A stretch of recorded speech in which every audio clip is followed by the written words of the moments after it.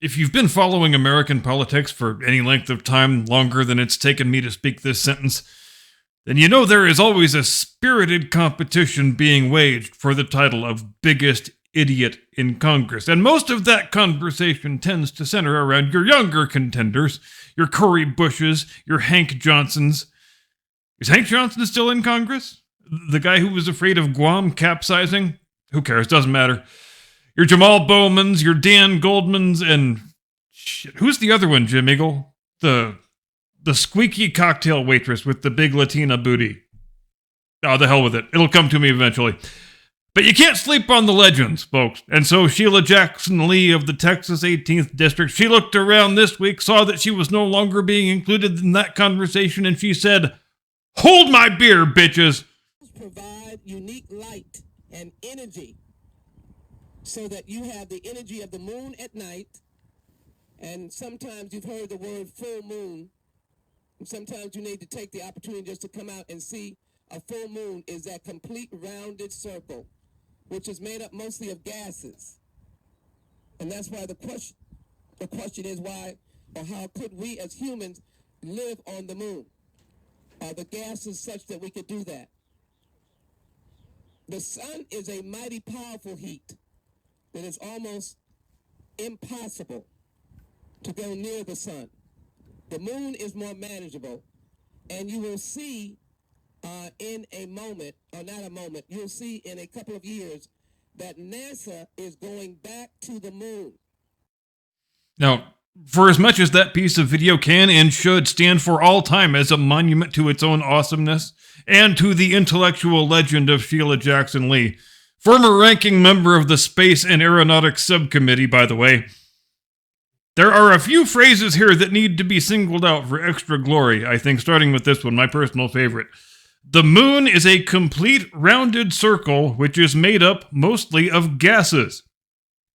And look, you can dunk on pretty much every single thing she says here. It's too easy, frankly. It's like beating up a retarded kid, so I'm not going to do that. And since you people are my audience and not a bunch of unwashed, mouth-breathing cretins, you don't need it explained to you in detail why every single thing Ms. Jackson Lee says here is unbelievably, comically, farcically wrong, so I'm not going to do that either. But I will leave you with two things. One, it's kind of fun if you watch the guy who's standing in the back, who I assume is the principal of the high school where the remarks, such as they are, were being delivered, because he seems to figure it out pretty quickly that this lady is saying some pretty wacky shit, but he doesn't want to look like he's being disrespectful. So you see him just sort of making a pained expression each time she finishes a sentence, like somebody keeps kicking him in the balls and he has to pretend it doesn't hurt. And the second thing is, my kids are all grown now, as most of you know, but if they were still little, I'm talking very little, like 7 years old, first or second grade, let's say. If my first grader got up in front of the class to give a presentation about the moon and the sun and got that many of the basic facts that badly wrong, then not only is that kid going to bed without any supper when we get home, but family honor and intellectual hygiene both demand that I give him or her a proper whipping when we get home. "Mother, go and fetch me a switch," I would yell to Lady Curmudgeon before emptying a mouthful of tobacco juice into the corner spittoon, and then she would say, "But we ain't got no birch tray!" And then I'd say, "God damn it, woman, you find me a damn birch tree and you get a damn switch off of it so I can whip this damn child good and proper for being as dumb as Sheila Jackson Lee, and be quick about it before Black George Washington show up!"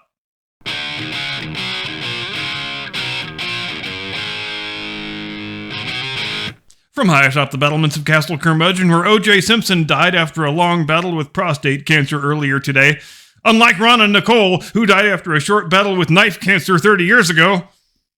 And I feel bad for O.J. never finding the real killer. He did work at it, though. I mean, he searched all of the world's golf courses and titty bars, even a couple of Nevada prisons.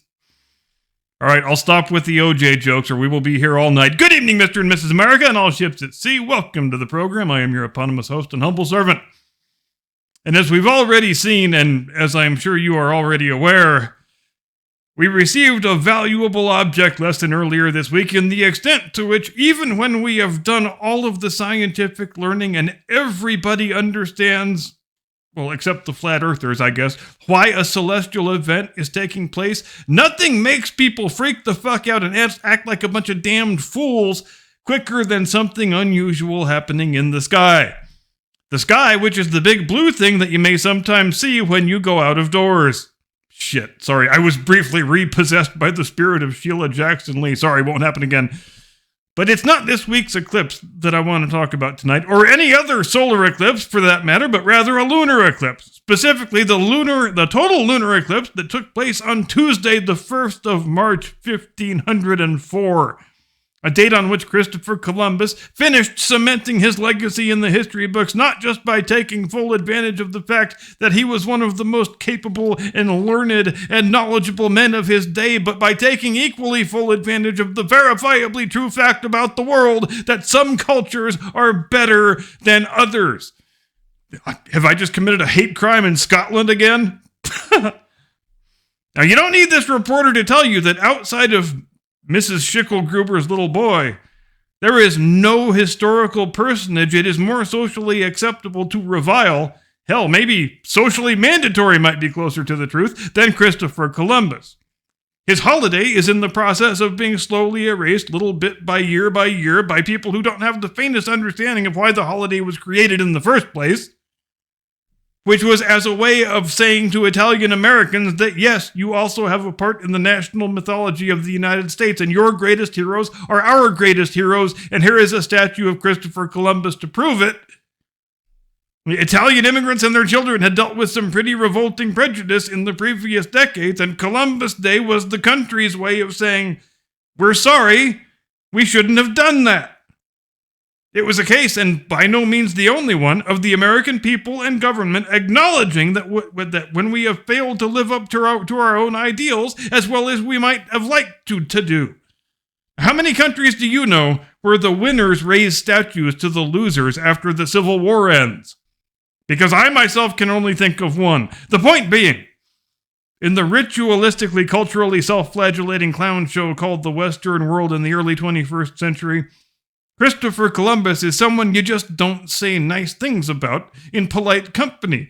Rather, he is pretty high up on the list of guys whose names you can use as a shorthand for the personification of pure evil, which is a pretty severe departure in a pretty short period of time for your humble correspondent, who is still 73 days removed from his 50th birthday, is old enough to have gone to school during an age in which Columbus was still portrayed as a noble and praiseworthy hero, which, in a variety of ways, he was. He's one of the greatest men of the 15th century and one of the top 3 explorers of all time, because what do we want the study of history to be? Do we want it to be an honest and dispassionate appraisal of the real lives and exploits of real men and women whose lives should be best judged and viewed through the prism of the times during which they lived? Or do we want it to be an exercise in backslapping moral self-congratulation where we summon long-dead historical figures into the dock to be tried on the charge of not having lived up to our own peculiar current-day ethical standards? Discuss that question amongst yourselves. Now, Columbus's expedition of 1502 to 1504, which was his 4th and final excursion to the New World for those fans keeping score at home, it was, in many ways, just as auspicious and successful as the first 3 voyages had been. While he didn't ever manage to find the westward passage from Europe to the Orient that he had been seeking for over a decade at that point, he did nevertheless become the first European to make landfall on the mainland of the Americas, and he set foot not all that far away from where they wound up building the Panama Canal 400 years later. So he was, you might say he was on the right track, as right as he could have been. You got to give him that.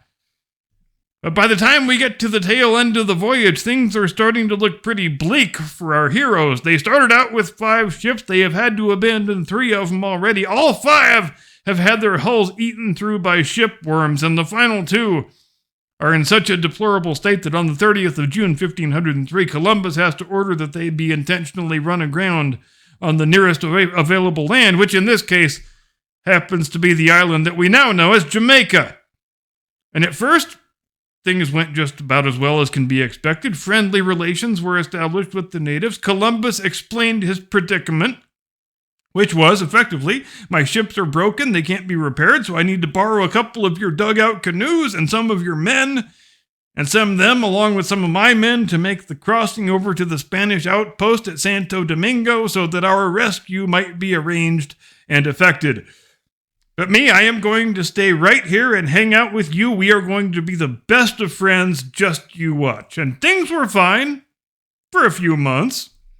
Because anybody who's ever had a house guest stay too damn long knows how this movie goes. After a certain point, even though you want to be polite and hospitable, you reach the limits of hospitality. You arrive at that moment where you inevitably conclude that, this dude's been here over half a year now. He eats up all my damn food. He never cleans up after himself. He walks around naked like he owns the fucking place. That is starting to get a little bit tiresome, is all I'm saying.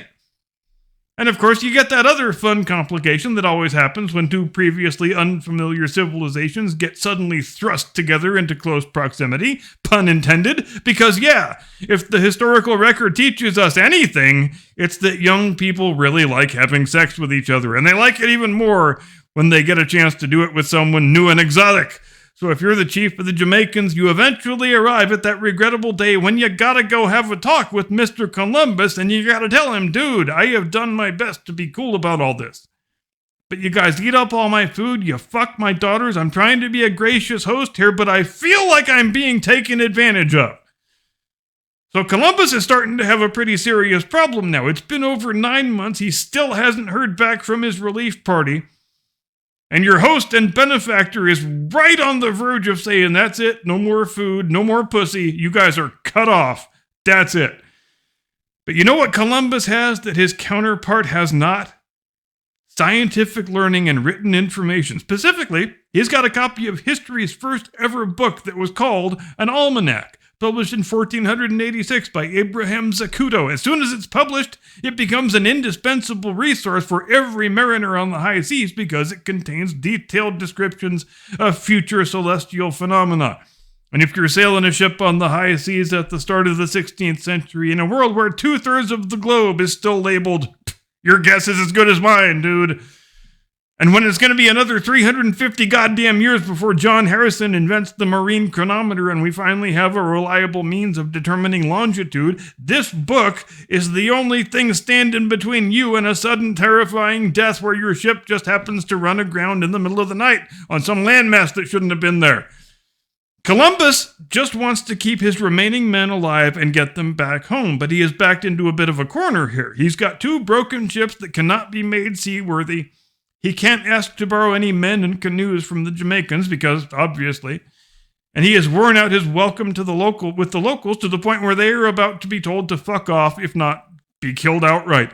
Any advantage, any possible source of leverage you can come up with when the other guy is holding all the cards, now is the time to come up with it. And then it occurs to him, because I have a copy of Abraham Zacuto's almanac, I know there is going to be a total lunar eclipse tomorrow evening, Tuesday, the 1st of March, 1504. And Chief What's-His-Fuck has no idea. Advantage Columbus, bitches.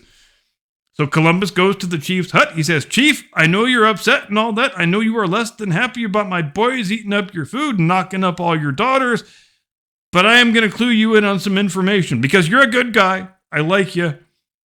I would really hate it if some horrible fate happened to befall you because I like to think you and me are friends. But I got to tell you, Chief, I've been talking to my Christian God, and I have never seen him this unhappy about anything. You see, I told him about that talk you and me had the other day where you said you were going to stop giving us food and possibly kill us.